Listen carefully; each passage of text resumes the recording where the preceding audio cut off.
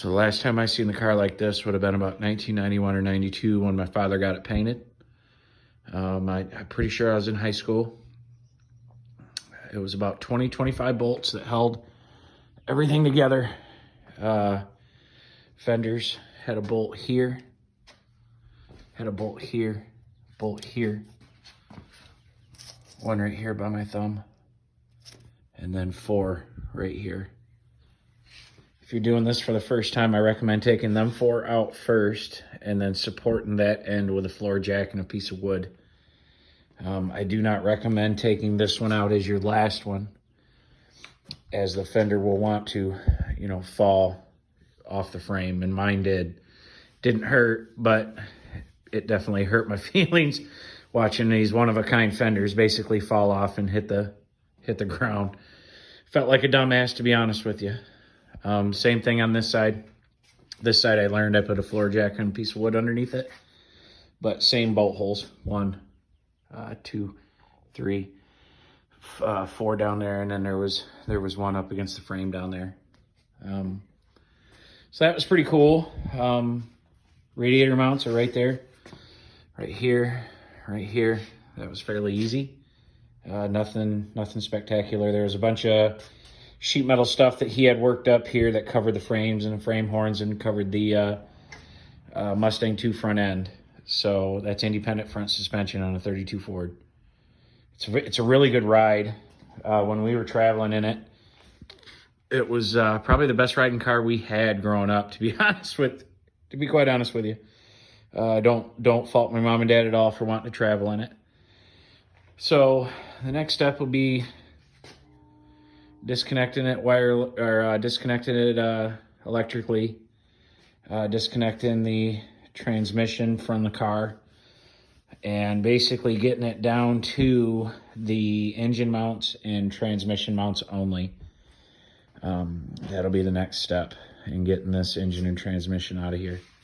It's going to be a fun project. It's going to be interesting. I did throw a blue piece of tape. A friend of mine watched the video and said how blue the car looks.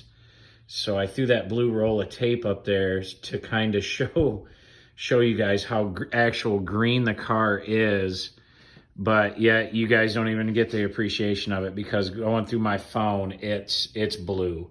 It's nowhere near the same color. My phone does not pick up the color for whatever reason. So I threw the blue tape up there just to kind of give you a reference of how green the car is. The color is actually a teal green from like the 1990s style Camaro. It was my mom's idea. So, but the car is actually way cleaner than what I thought. I mean, that's 70,000 miles. I have not touched it. I have not cleaned it. I have not done anything. As far as that goes, I just kind of got it apart, got everything upstairs, and got everything safe that had paint on it. Got it out of the way. But I would have thought a little worse. So my goal is to clean all that up, scrub brush, degreaser, whatever. Potentially paint the frame, paint the front end, and get it looking halfway decent, at least protect it, get a protectant on there, because I think the front end's out of a 1982 or 83 Mercury Capri, maybe an 81 Mercury Capri, but it's basically the Mustang 2 front end.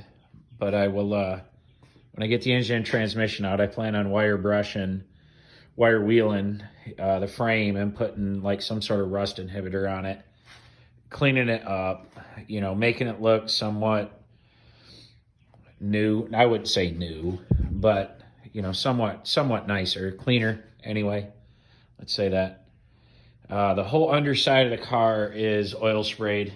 It leaked oil for quite a while, and the whole underside of the car is oil sprayed. That's going to be interesting to get off, as I don't have a lift. I kind of thought about pushing it out into my driveway, maybe crawling underneath it with a pressure washer, but what a mess this is going to be. I don't know. I might figure out something there, but going to be a fun project. If you've made it this far, thank you much for watching. And give me a like and a subscribe. Tune in for further videos. on an LS swap on a 32 Ford.